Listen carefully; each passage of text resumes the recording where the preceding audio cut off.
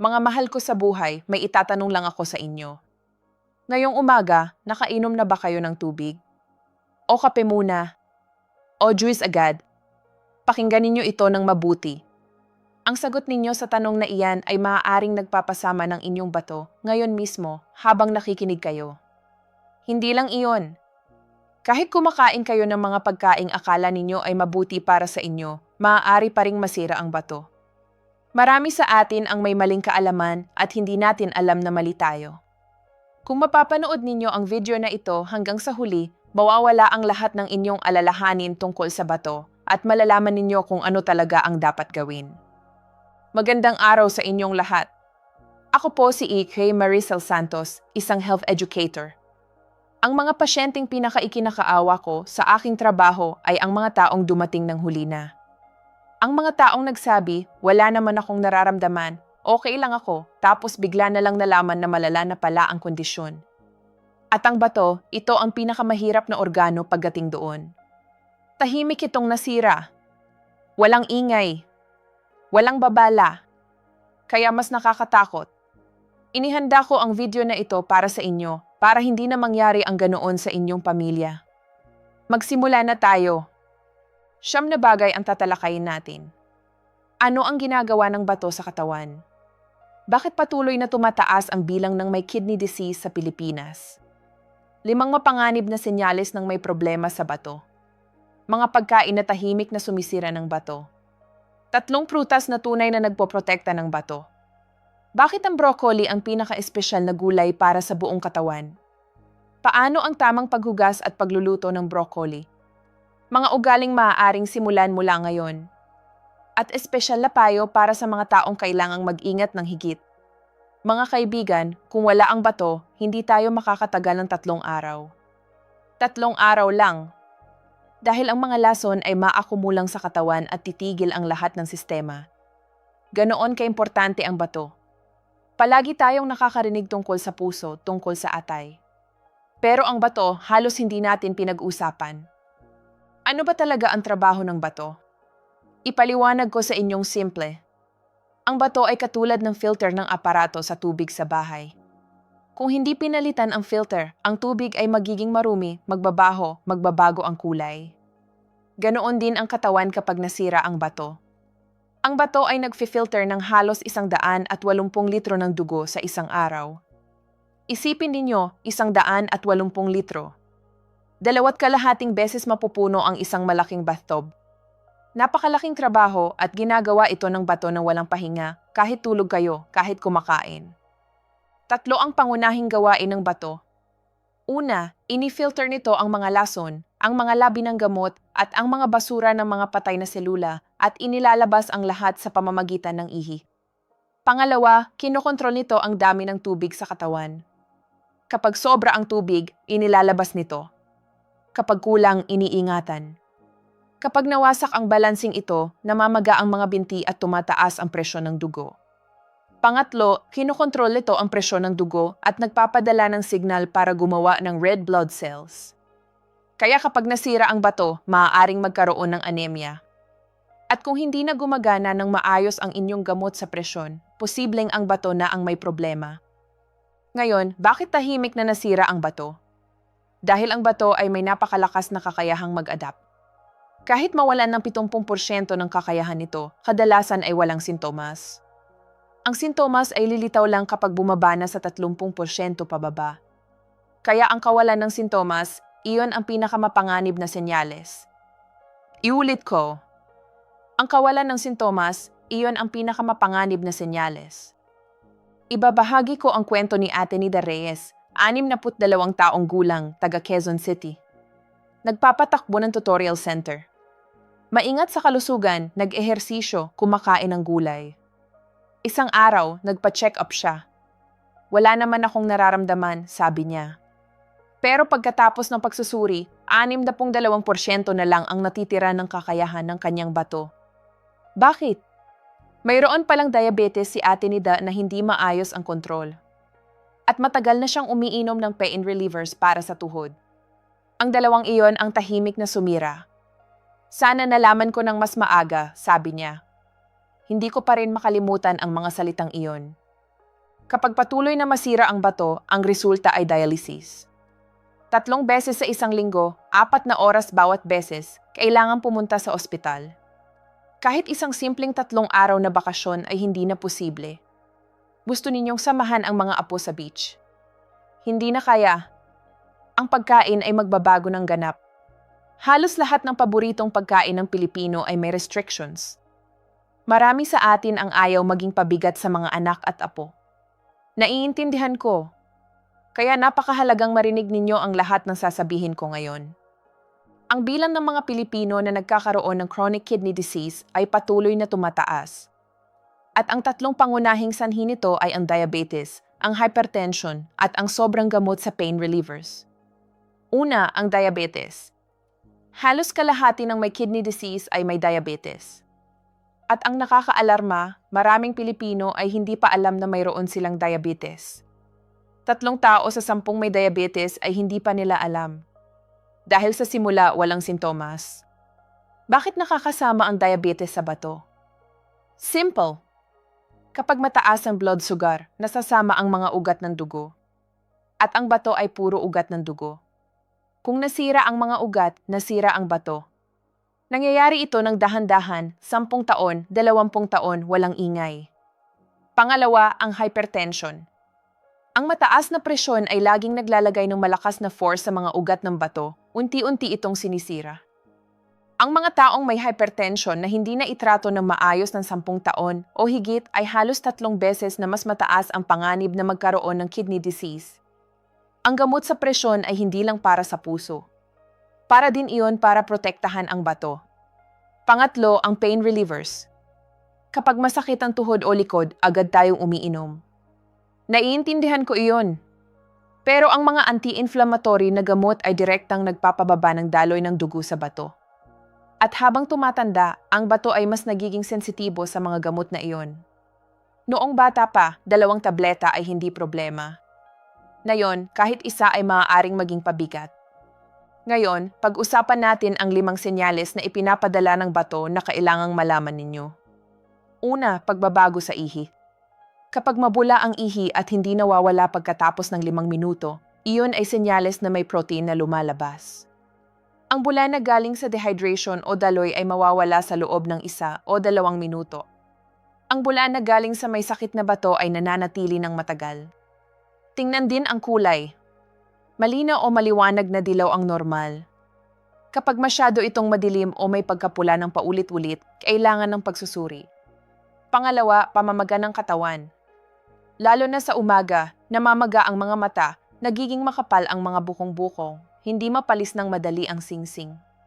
Kapag nasira ang filter, umaapaw ang tubig. Ganoon din sa katawan. Pangatlo, pagod na walang dahilan. Ang mga lason na nananatili sa dugo ay nakakaapekto sa utak, puso at kalamnan. Kaya nararamdaman ang pagod na walang dahilan, hindi makapag-concentrate, walang lakas. Huwag basta sabihing matanda na lang. Maaari itong dahil sa bato. Pang-4, pananakit ng ulo at pagkahilo. Ang mga nitrogen toxins na nakakaapekto sa utak ay nagdudulot ng pananakit ng ulo at pagkahilo. Panlima, patuloy na pangangati ng balat. Kapag hindi na kaya ng bato na ilabas ang lahat ng lason, sinisikap ng mga lason na lumabas sa pamamagitan ng balat.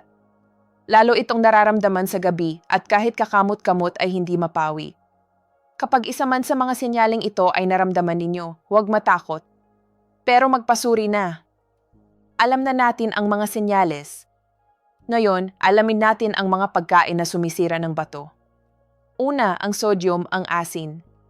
Ang dami ng sodium na kinakain ng maraming Pilipino sa isang araw ay sobra ng malayo sa inirerekomenda ng World Health Organization. At ang mga pagkaing minamahal natin, ang sinigang, ang bagoong, ang patis, ang adobo na maraming toyo, lahat ng iyan ay puno ng sodium. Ang mas malaking problema, kapag mainit ang pagkain, hindi na natin natatikman ng maayos kung gaano ito kaalat. At habang tumatanda, mas lalong humihina ang panlasa. Kaya mas malala pa ang problema sa edad. Kapag sobra ang sodium, napipilitan ang bato na magtrabaho ng mas malakas, tumataas ang presyon at sinisira ng presyon ang mga ugat ng bato. Pangalawa, ang phosphate additive sa processed foods. Ang hotdog, ang tosino, ang chips, ang soft drinks, lahat ng iyan ay naglalaman ng phosphate additives na direktang naglalagay ng pabigat sa bato. Kapag pumunta kayo sa tindahan at mailabel na processed food, tingnan ang listahan ng sangkap. Kapag may phosphate doon, alam na ninyo ang dapat gawin. Pangatlo, ang sobrang protein supplements. Kapag may problema na ang bato, ang labis na protein ay nagiging dagdag na trabaho. Ang protein ay lumilikha ng urea kapag na-process at kailangang i-filter iyon ng bato. Pang-apat, ang alak. Ang alak ay nagdudulot ng dehydration at naglalaman ng mga lason na kailangang i-process ng bato.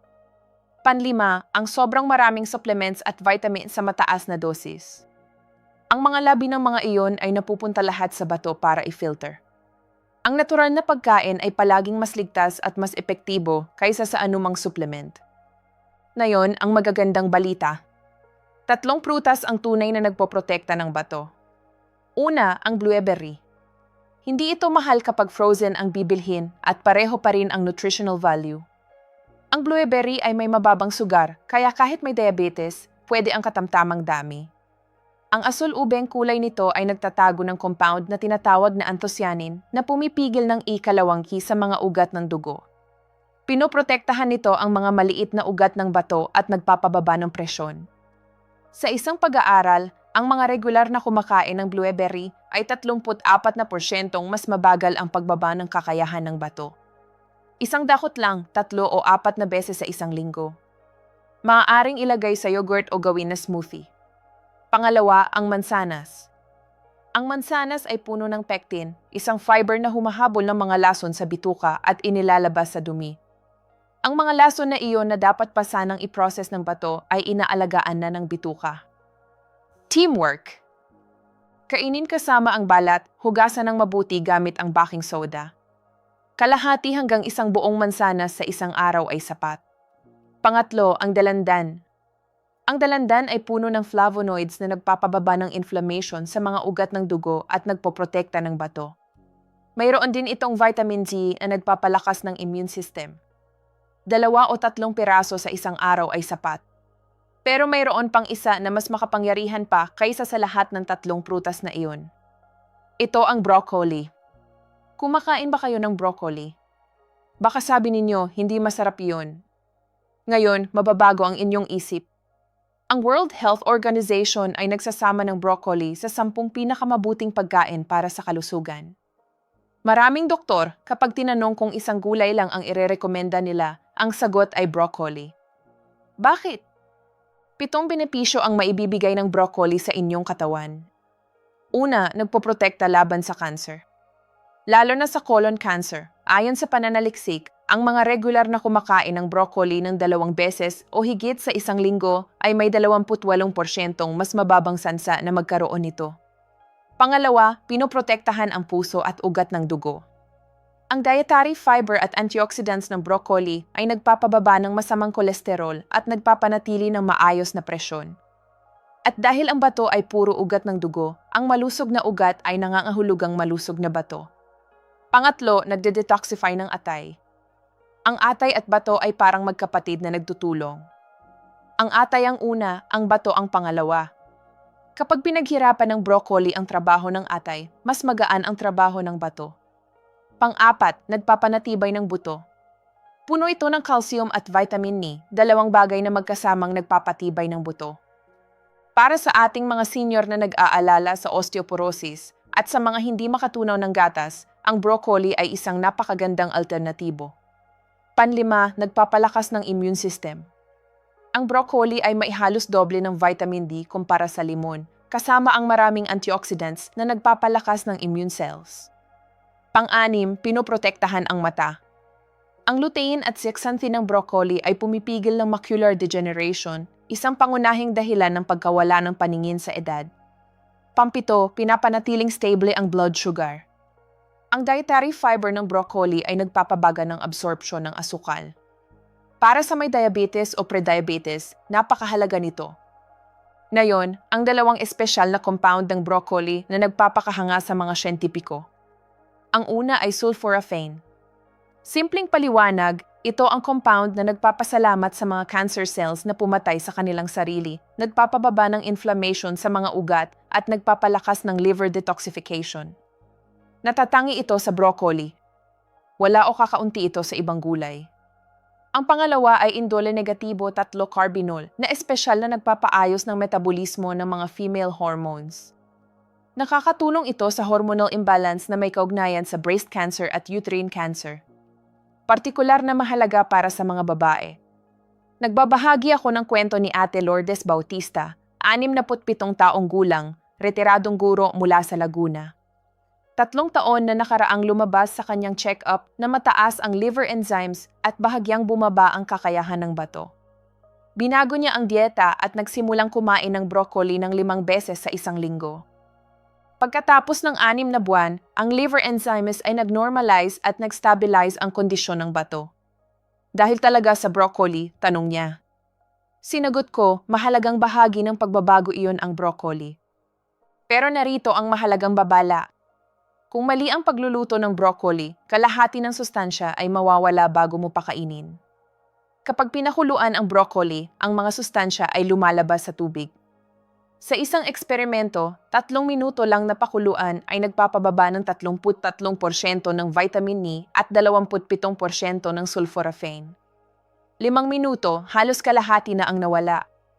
Ano ang tamang paraan? 3 hakbang lang. Una, wag hugas ng buo. Ay cut muna sa maliliit na piraso bago hugasan para makapasok ang tubig sa loob. At ang tangkay, huwag itapon, puno rin ito ng sustansya. Pangalawa, ibabad sa tubig na may suka ng 5 minuto, 1 litro ng tubig at 2 kutsara ng suka. Pangatlo, banlawan ng tubig na tumatakbo ng 30 segundo. Para sa pagluluto, gamitin ang steamer. Singawin ng 5 minuto. Walang direktang contact sa tubig, kaya hindi lumalabas ang mga sustansya. Walang steamer. Maglagay ng kaunting tubig sa palayok, takpan, at huwag hayaang malubog ang broccoli. 3 o 4 na minuto lang. O igisa sa konting mantika o olive oil kasama ang bawang. Ang alisin ng bawang at sulforaphane ng broccoli ay nagtutulungan. At pagkatapos ng paghiwa, pabayaan ng 5 minuto na nakalantad sa hangin bago iluto. Mas maraming sulforaphane ang na-activate sa ganitong paraan. Ngayon, 6 na ugali para protektahan ang bato mula ngayon. Una, ang tubig. 1.5 hanggang 2 litro ng purong tubig sa isang araw. Hindi kasama ang kape at alak, lalo pa itong nagdudulot ng dehydration. Kapag nagising kayo bukas ng umaga, bago ang anupaman, 1 basong tubig muna. I-link ito sa isang bagay na lagi ninyong ginagawa, halimbawa, pagkatapos ng 1 baso ng tubig ay pumunta sa banyo. Ganoon hindi ninyo ito malilimutan. Isang paalala, ang mga may advanced kidney disease na may edema at pinayuhan ng doktor na bawasan ang likido ay susundin ang utos ng doktor. Ito ay para sa mga gustong protektahan ang bato bago pa masira. Pangalawa, ang paglalakad. 30 minuto sa isang araw. Ang paglalakad ay nagpapababa ng panganib ng chronic kidney disease ng 22% ayon sa datos. Hindi gamot. Hindi mamahaling ehersisyo. Basta paglalakad. Gustong masama ang mga apo kapag sinabing, Lola, Lolo, sabay tayong lumakad. Iyon ang dahilan para simulan ngayon. Kapag may problema sa tuhod, ang swimming o cycling ay napakagandang alternatibo, halos walang pressure sa mga tuhod. Pangatlo, bawasan ang pain relievers.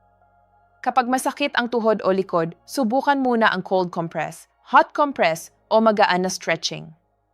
Iyon ang dapat bago uminom ng gamot. Kapag talagang kailangan, inumin lang ng maikling panahon at makipag-usap sa doktor. Pang-4, tigilan ang paninigarilyo. Ang paninigarilyo ay nagpapaliit ng mga ugat ng bato at nagpapababa ng daloy ng dugo. Para sa bato ninyo at baga, tigilan na. 1 taon pagkatapos ng pagtigil, mapapasina ang pagbabago. Panlima, pamahalaan ang stress. Ang stress ay nagpapataas ng presyon ng dugo, nagpapataas ng blood sugar, at nagpapaliit ng mga ugat, lahat ng iyon ay naglalagay ng pabigat sa bato. Ang pinakamabisang paraan para mabawasan ang stress ay ang pakikipag-usap sa mga taong malapit sa inyo.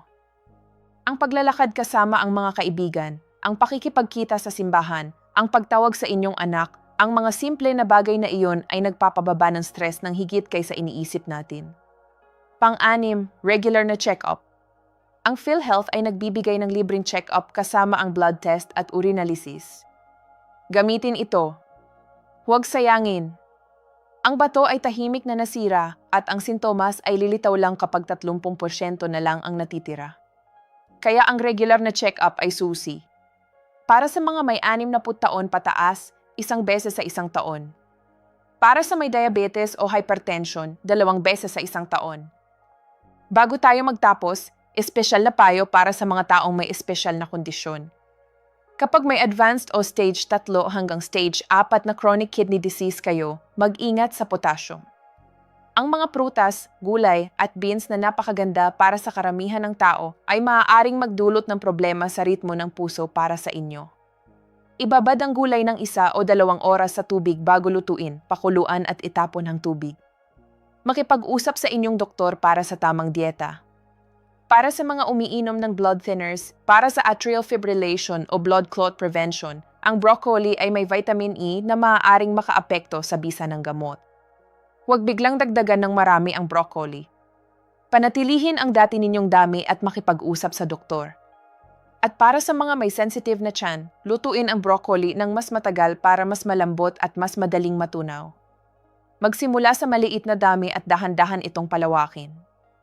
Ngayon, buod ng lahat. Ang bato ay katulad ng filter ng katawan, nagfe-filter ng 180 litro ng dugo araw-araw. Kahit bumaba ng 70% ang kakayahan nito, maaaring walang sintomas. Ang kawalan ng sintomas ang pinakamapanganib na senyales. Ang bilang ng may kidney disease sa ating bansa ay patuloy na lumalaki at ang mga pangunahing sanhi ay diabetes, hypertension at sobrang pain relievers. Ang 5 senyales ng may problema sa bato ay ang bula sa ihi na hindi nawawala pagkatapos ng 5 minuto, ang mamaga lalo sa umaga, pagod na walang dahilan, pananakit ng ulo at pagkahilo, at patuloy na pangangati ng balat. Ang mga pagkain na sumisira ng bato ay ang maalat na pagkain, ang phosphate additives sa processed foods, sobrang protein supplements, pain relievers na walang gabay ng doktor, at alak. Ang 3 prutas na nagpoprotekta ng bato ay ang blueberry para sa ugat ng dugo, ang mansanas para sa paglabas ng lason sa pamamagitan ng bituka, at ang dalandan para sa pagpapababa ng inflammation. At ang broccoli ang pinaka-espesyal na gulay. Anti-cancer, nagpoprotekta ng puso, nagde-detoxify ng atay, nagpapanatibay ng buto, nagpapalakas ng immune system, nagpapaayos ng blood sugar, at nagpoprotekta ng mata. Singawin ito ng 5 minuto, huwag pakuluan at pagkatapos ng paghiwa ay pabayaan ng 5 minuto bago iluto. 3 bagay lang ang simulan ninyo ngayon. Una, pagkatapos ng video na ito, uminom ng 1 basong tubig. Pangalawa, sa susunod na kainan, maglagay ng broccoli sa mesa. Pangatlo, ischedule na ng check-up kahit sa pinakamalapit na health center. Hindi mahirap. Hindi mahal. Ang karamihan ng mga bagay na tinalakay natin ay nasa bahay na ninyo o sa palengke na.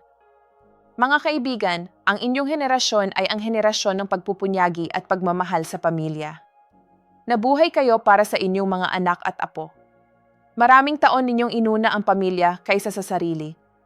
Lubos ko itong iginagalang. Ngayon, oras na para alagaan ang inyong sarili. Dahil kung malusog kayo, mas matagal ninyong masasama ang mga apo. Makakaabot kayo sa kasal ng mga apo. Kapag malusog kayo, hindi nag-aalala ang inyong mga anak. Kapag malakas kayo, ang buong pamilya ay masaya.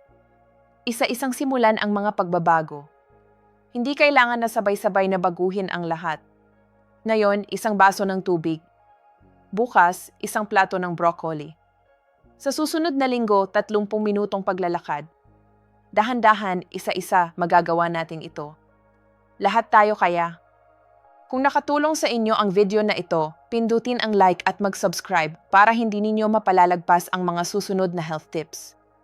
Isulat sa comments ang inyong mga katanungan tungkol sa bato at broccoli o ang inyong mga nararamdaman pagkatapos panoorin.